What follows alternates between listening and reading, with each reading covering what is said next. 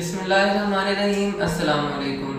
आज का जो हमारा टॉपिक है वो है कि कौन सी ऐसी चीज़ें हैं जो आपके रास्ते में रुकावट बनती हैं, यानी कि जो आपने रास्ता चूज़ कर लिया है अपने फील्ड के लिए या अपने फ्यूचर के लिए, तो कौन सी ऐसी रुकावटें जो आपको फेस करना पड़ रही होती हैं। एक चीज़ आपको मैं क्लियर कर दूं कि जो आपका इर्द गिर्द का इन्वायरमेंट है ना, वो आप लोगों पे बहुत ज़्यादा इम्पैक्ट कर रहा होता है। यानी कि जो आपके इर्द गिर्द के लोग हैं वो आप पर बहुत ज़्यादा इम्पैक्ट पैदा कर रहे होते हैं। अब आपके इर्द गिर्द के लोगों में कुछ लोग ऐसे हैं जो आपके फ्रेंड्स एंड फैमिली मेम्बर्स हैं और वो लोग आपको मोटिवेट करते हैं। तो जो लोग मोटिवेशन दे रहे होते हैं वो आपके लिए आसानियाँ पैदा कर रहे होते हैं, आपको एम्पावर कर रहे होते हैं। और कुछ लोग ऐसे होते हैं जो आपको कह रहे होते हैं कि तुम ये काम कर ही नहीं सकते। तो मैं पर्सनली उन ऐसे लोगों से एक सवाल करता हूँ कि भाई मैं ये क्यों नहीं कर सकता। यानी कि जस्ट एक ही सवाल है, क्यों, इन वन वर्ड। आप लोग भी अगर उनसे एक सवाल करें कि जो आपको कह रहे हैं कि तुम ये नहीं कर सकते, तुमसे ये होगा नहीं, तो आप उनसे एक सवाल करें कि क्यों। अब इस कैटेगरी में भी तीन लोग आ जाते हैं। कुछ ऐसे हैं जो आपको इसका जवाब ही नहीं देंगे, यानी कि जब आप उनसे पूछेंगे क्यों तो वो कहेंगे पता नहीं, या वो खामोश रहेंगे।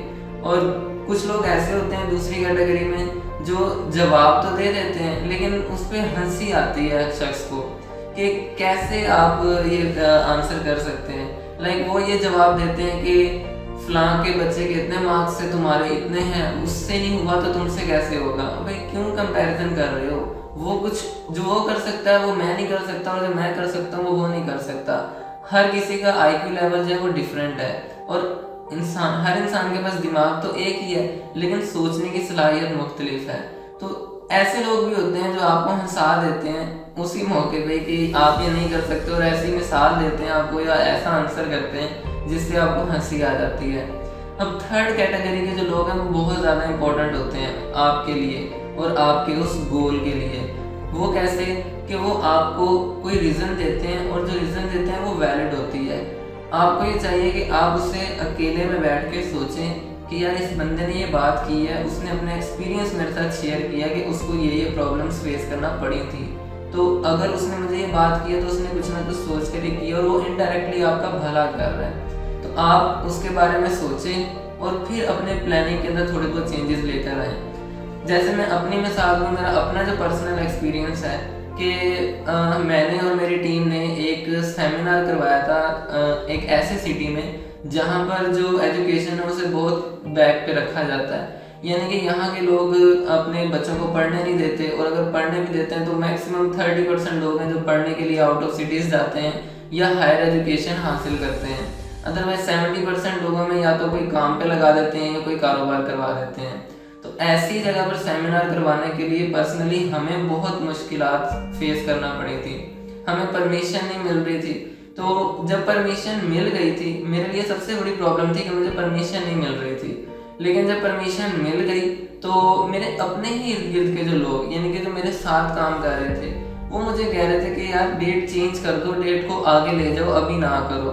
तो मैं उनसे यही सवाल कर रहा था कि भाई क्यों, अभी क्या मसला है। तो उनका कोई जवाब नहीं होता था, बस यार कर दो आगे, कुछ नहीं होता, ये अभी टाइम नहीं है, इस तरह से है ये वो। उनकी बातें सुन के मुझे हंसी आ रही होती थी, लेकिन एक ही बात मैं करता था कि नहीं, जो डेट फिक्स है उसी दिन होगा और उसी टाइम पे होगा। तो ये चीज़ें हैं आपके लिए। हाँ, अगर मुझे कोई ऐसी रीज़न देता कि यार ये प्रॉब्लम्स हैं तो इनको ओवरकम कर लो, तो फिर आप ये चीज़ें कर सकते हो।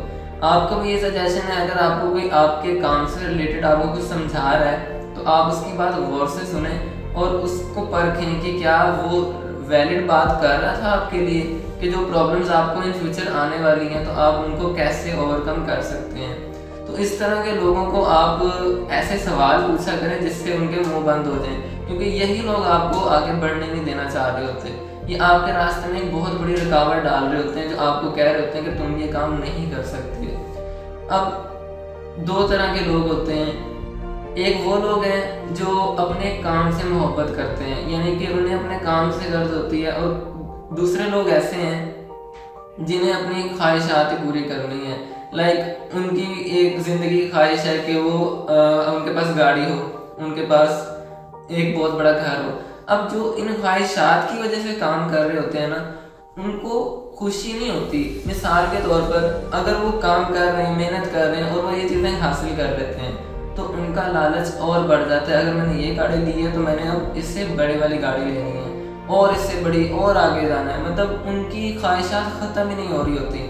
और जो लोग अपने काम से मोहब्बत करते हैं, जिनको पता होता है कि मेरा काम है, मेरे लिए सब कुछ है, तो चीज़ें वो भी ऐसी ले लेते हैं। मीन्स कि वो भी कार ले लेते हैं, लेकिन उनके पास अगर एक फॉर एग्जांपल जो मेहनत कर रहा था काम में और उसने बहुत बड़ी गाड़ी ले ली, फॉर एग्जांपल उसने फिरारी ले ली, ऐसा बहुत बड़ा ब्रांड ले लिया, और जो अपने काम से मोहब्बत कर रहा था उसने होंडा सिटी ले ली, तो उसके लिए वो भी बहुत है। ठीक है, अब मिसाल में यही आपको समझाना चाह रहा हूँ कि जो काम आप अपने काम से मोहब्बत कर रहे होते हैं ना, तो वो आपको ज़्यादा खुशी दे रहा होता है एज़ कम्पेयर टू वो लोग जो सिर्फ चीज़ों की लालच की वजह से काम कर रहे होते हैं। क्योंकि जब आप अपने काम से मोहब्बत करते हैं तो आपके काम में बरकत डलती है और आप मेंटली सेटिस्फाइड होते हैं। अब एक और बात भी है कि अगर वो शख्स जो सिर्फ चीज़ों की वजह से काम कर रहा था, अगर वो चीज़ें उससे छीन ली जाएं तो वो बिल्कुल ही उसकी ज़िंदगी ख़त्म हो जाएगी। और जो काम से मोहब्बत कर रहा था, अगर उसकी चीज़ें छीन भी जाएं या उसका कोई बहुत बड़ा लॉस हो जाए तो उससे कोई फ़र्क नहीं पड़ता। क्यों? उसे इन चीज़ों की ज़रूरत नहीं थी। वो जस्ट अपने काम से मोहब्बत कर रहा था और उसने अपने काम की वजह से ये चीज़ें ले ली थी। उसके पास ये कह लें इंसेंटिव या प्रॉफिट में उसे ये चीज़ें मिल गई थी। तो आपसे भी यही रिक्वेस्ट है कि आप लोग अपने काम पर फोकस करें। जब अपने काम पर फोकस करेंगे तो आपकी इर्द गिर्द की जितनी भी चीज़ें आपकी ज़रूरत की हैं या जो आप चाहते हैं आपके पास हो, वो आपको मिल जाएंगी। लेकिन एक लालच नहीं होगा आपके दिल में, और अगर वो छीन भी जाए तो मेंटली सेटिस्फेक्शन ज़रूर रहेगी। मेंटल सेटिस्फेक्शन बहुत ज़रूरी है हर शख्स के लिए, क्योंकि जब आप मेंटली सेटिस्फाइड नहीं होते तो आप हर चीज़ के डिसीजन में गलती कर रहे होते हैं। आपके लिए हर चीज़ का फैसला लेना मुश्किल होता है क्योंकि आप मेंटली सेटिस्फाइड नहीं हैं। जब आप मेंटली सेटिस्फाइड होते हैं तो आप हर चीज़ का फैसला बेहतर तरीके से ले सकते हैं। आखिर में मैं यही बात करना चाहूँगा कि फिर वही दो तरह के लोग हैं, एक वो लोग जो वक्त से सीखते हैं और एक वो लोग जो खुद अपने आप से सीखते हैं। जो लोग अपने आप से सीखते हैं ना, उनके लिए बहुत ज़्यादा आसानियाँ होती हैं, और जो लोग वक्त से सीखते हैं वो लोग बहुत ज़्यादा तकलीफ़ें बर्दाश्त करते हैं। क्योंकि वक्त आपको बहुत सी ठोकरें मारता है, वक्त आपको बहुत सी तकलीफ़ें देता है, लेकिन उसमें आप सीख जाते हैं। जो खुद सीख रहा होता है उसके लिए होता है कि वो लोगों को देख कर सीख रहा है, उनकी एक्सपीरियंसेस से सीख रहा है। इसलिए कहा जाता है कि आपको एक पर्सन की ज़रूरत ज़रूर होती है जो आपको मोटिवेशन देता रहे, जो आपको मोटिवेट करता रहे। हर इंसान के अंदर कुछ ना कुछ करने की आग है, लेकिन उसको एक चिंगारी देना लाजमी है।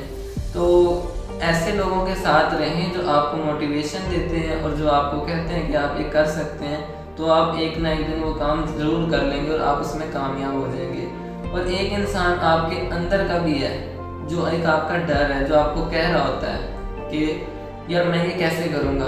आपने उस डर को भी ख़त्म करना है। वो डर ख़त्म कैसे होगा? जब आप अपनी पहचान कर लेंगे, जब आपको पता चल जाएगा आप ये काम कर सकते हैं, तो आपको उस चीज़ का डर ही नहीं रहेगा कि मैं ये कर भी सकता हूँ या नहीं। आप तमाम चीज़ों को पार कर लेंगे और एक ना एक दिन अपने मंजिल तक पहुँच जाएंगे। तो आज का टॉपिक हमारा यही था कि आप एक तो अपने आप से लड़ें, जो आपके अंदर का इंसान है जो आपको डराता है कि आप ये नहीं कर सकते, और एक उन लोगों से लड़ें, उन लोगों से सवाल करें जो आपको ये कहते हैं कि आप ये नहीं कर सकते। ये कहने की एक ये दीवार जो बाहर के लोग हैं और एक ये दीवार जो आपके अंदर का इंसान है जो आपको डराता है, जो आपका डर है, जो आपको कहता है कि आप ये नहीं कर सकते। तो अपने गोल के साथ कमिटेड रहें और आप मोटिवेशन ज़रूर लिया करें लोगों को देखकर, क्योंकि जब आप लोगों को देखकर सीखते हैं तो आपको आसानी हो जाती है, आपको प्रॉब्लम्स को सॉल्व करना पता चल जाता है। लेकिन अगर आप वक्त पर छोड़ देते हैं और वक्त से सीखते हैं तो आपको बहुत सी तकलीफ़ों का सामना करना पड़ता है। Thank you so much. अल्लाह हाफिज़।